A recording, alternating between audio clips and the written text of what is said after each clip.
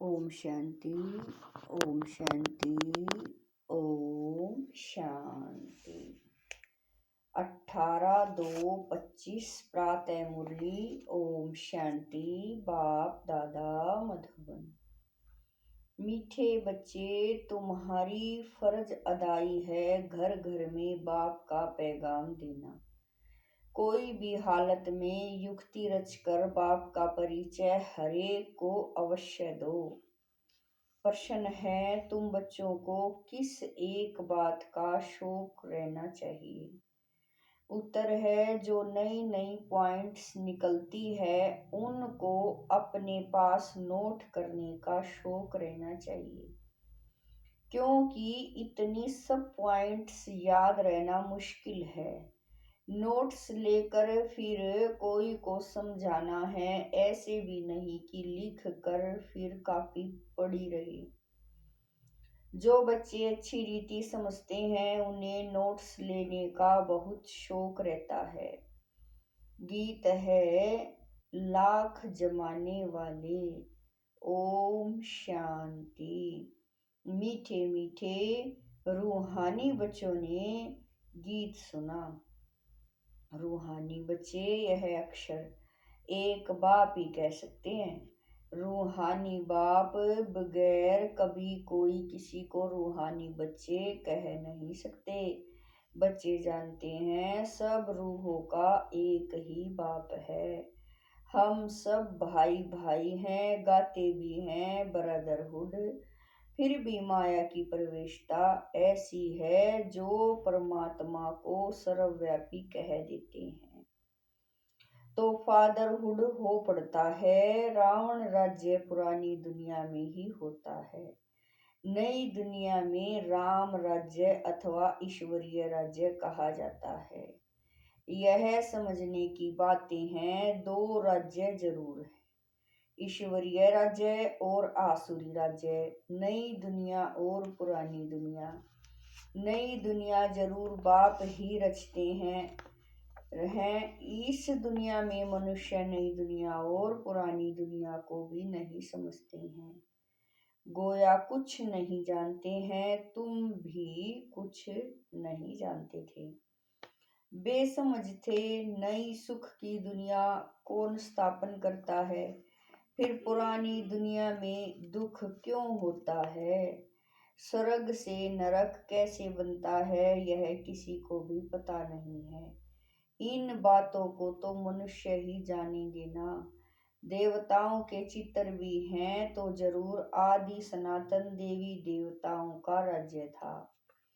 इस समय नहीं है, यह है प्रजा का प्रजा पर राज्य।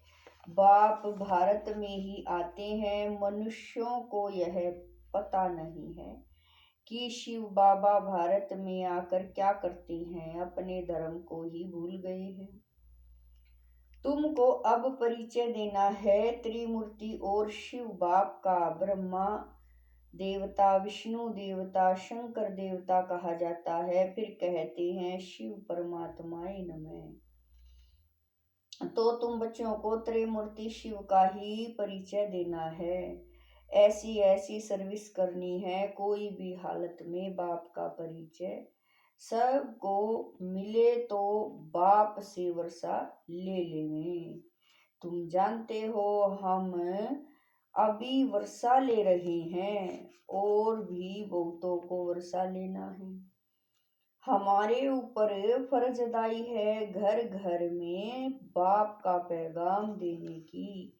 वास्तव में मैसेंजर एक बाप ही है। बाप अपना परिचय तुमको देते हैं, तुमको फिर औरों को बाप का परिचय देना है, बाप की नॉलेज देनी है। मुख्य है त्रिमूर्ति शिव। इनका ही कोट ऑफ आर्म्स भी बनाया है। गवर्नमेंट इनका यथार्थ अर्थ नहीं समझती है। उसमें चक्र भी दिया है, चरखे मिसल, और उसमें फिर लिखा है सत्यमेव जयते। इनका अर्थ तो निकलता नहीं, यह तो संस्कृति अक्षर है। अब बाप तो है ही टूथ। वह जो समझाते हैं उससे तुम्हारी विजय होती है सारे विश्व पर। बाप कहते हैं, मैं सच कहता हूँ, तुम इस पढ़ाई से सच सच नारायण बन सकते हो। वो लोग क्या क्या अर्थ निकालते हैं वह भी उनसे पूछना चाहिए। बाबा तो अनेक प्रकार से समझाते हैं। जहाँ जहाँ मेला लगता है वहाँ नदियों पर भी आकर समझाओ। पतित पावन गंगा तो हो नहीं सकती, नदियाँ सागर से निकलती हैं, वह है पानी का सागर, उनसे पानी की नदियाँ निकलती है। ज्ञान सागर से ज्ञान की नदियाँ निकलेंगी। तुम माताओं में अब ज्ञान है। गौमुख पर जाते हैं, उनमें मुख से पानी निकलता है।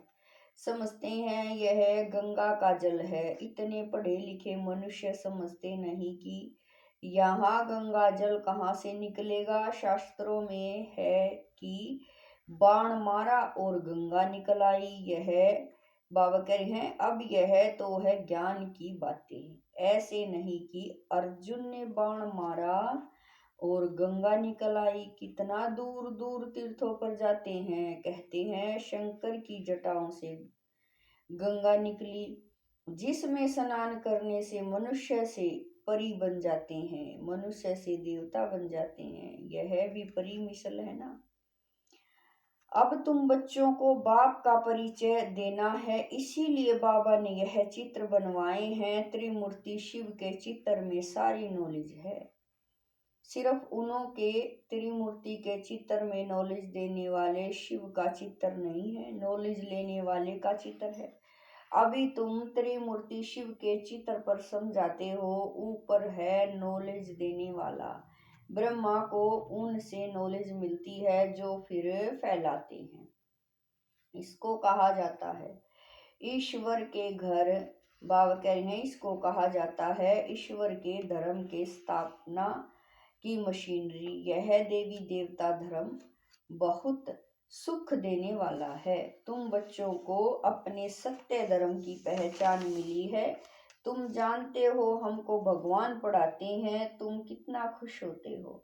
बाप कहते हैं तुम बच्चों की खुशी का पारावार नहीं होना चाहिए, क्योंकि तुम्हें पढ़ाने वाला स्वयं भगवान है। भगवान तो निराकार शिव है, न कि श्री कृष्ण।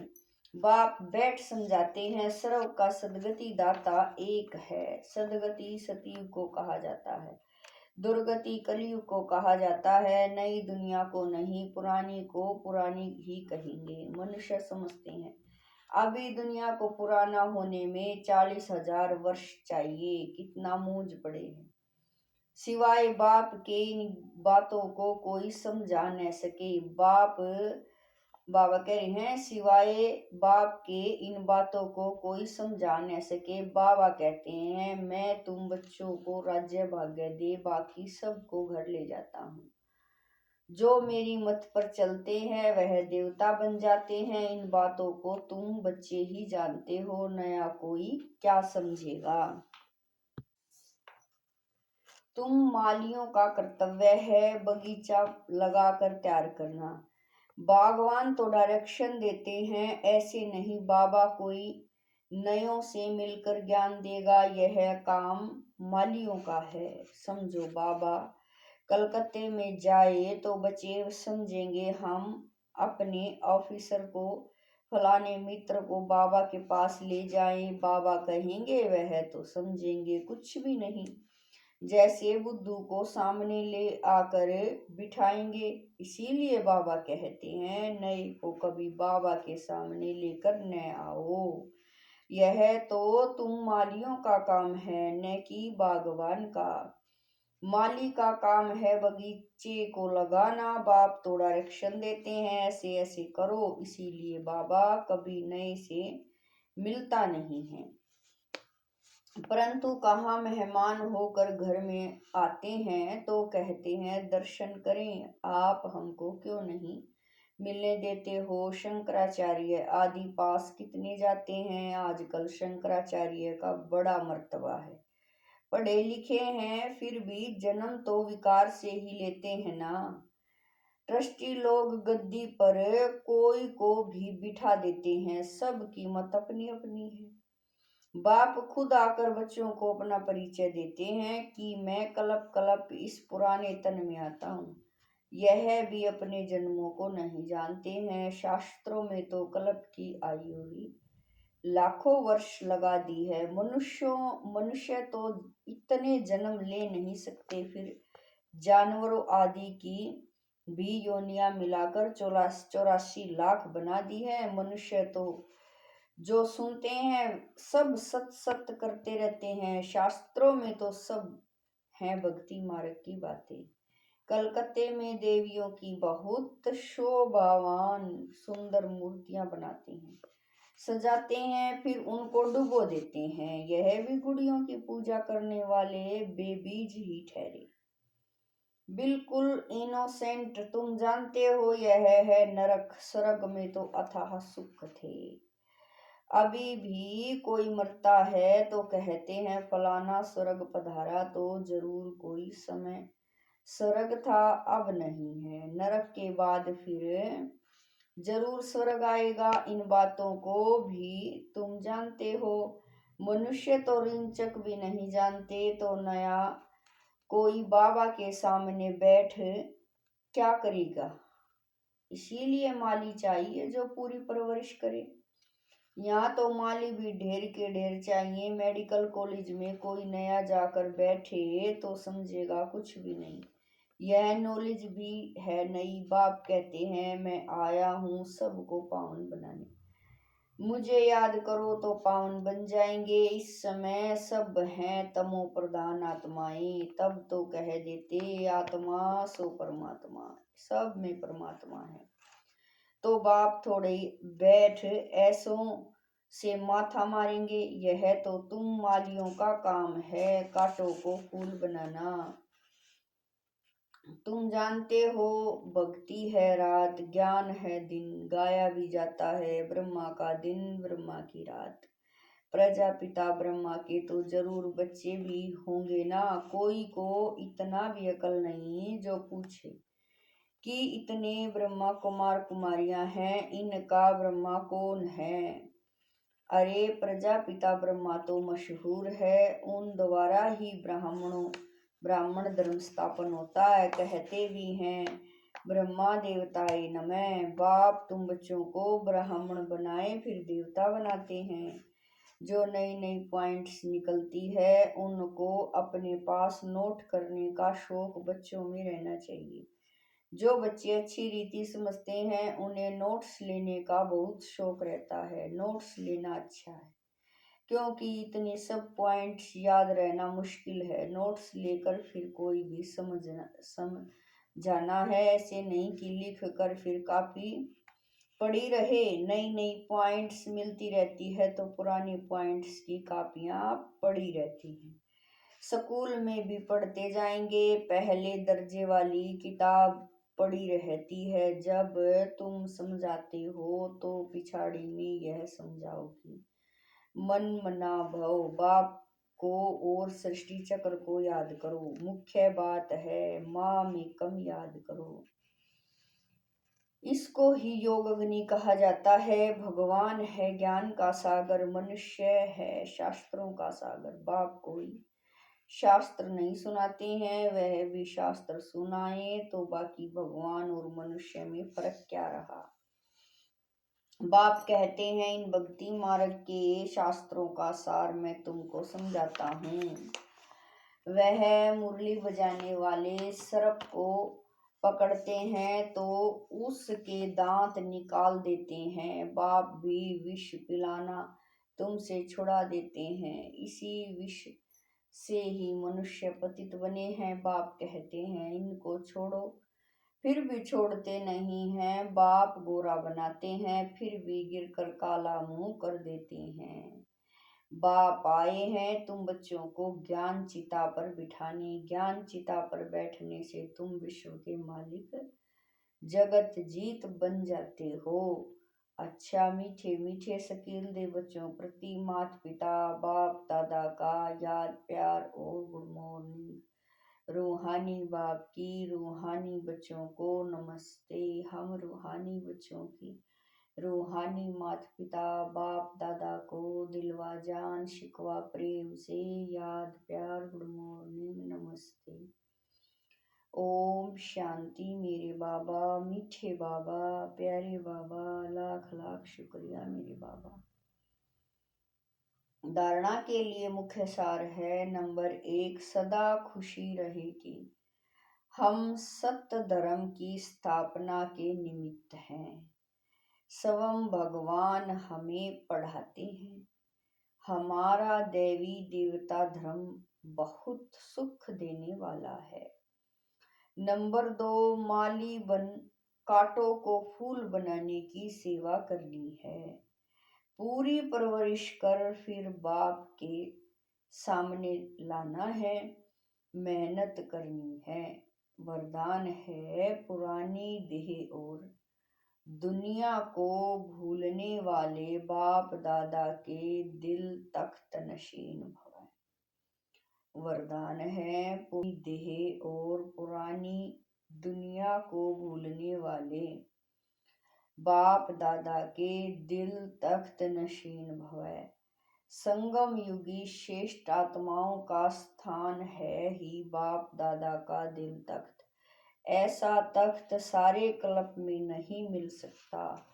विश्व के राज्य का व स्टेट के राज्य का तख्त तो मिलता रहेगा, लेकिन यह तख्त नहीं मिलेगा। यह इतना विशाल तख्त है जो चलो फिरो खाओ सो लेकिन सदा तख्त नशीन रह सकते हो। जो बच्चे सदा बाप दादा के दिल तख्त नशीन रहते हैं वे इस पुरानी देह व देह की दुनिया से विस्मृत रहते हैं। इसे देखते हुए भी नहीं देखते। स्लोगन है हद के नाम मान शान के पीछे दौड़ लगाना अर्थात परछाई के पीछे पड़ना। स्लोगन है हद के नाम मान शान के पीछे दौड़ लगाना अर्थात परछाई के पीछे पड़ना।